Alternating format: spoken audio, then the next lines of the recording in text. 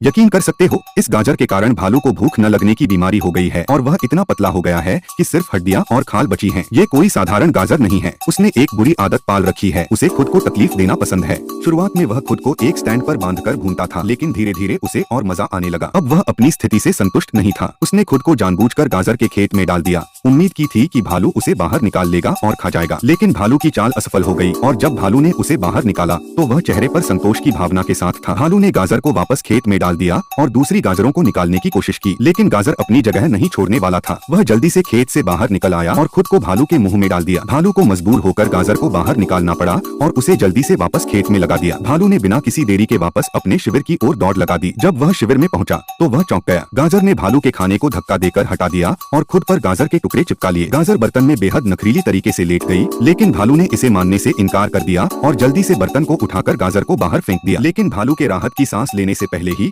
गाजर फिर से वापस आ गई और उसने एक पत्थर को भालू के पैर पर दे मारा। जब भालू दर्द से चिल्लाया तो गाजर ने खुद को उसके मुंह में डाल लिया। भालू ने उसे जोर से खींचा, लेकिन वह नहीं निकली। सौभाग्य से गाजर के प्रेमी पीली गाजर समय पर आ गया और उसने उसे बाहर खींच लिया। गाजर जमीन पर भारी गिर गई और भालू ने इस मौके का फायदा उठाते हुए वहां से जल्दी भाग लिया। अब चाहे जो भी खाना हो, भालू उसे सफेद गाजर के रूप में देखता है। इससे भालू डरकर खाना ही नहीं खाता है और इस वजह से वह भूखा रह जाता है।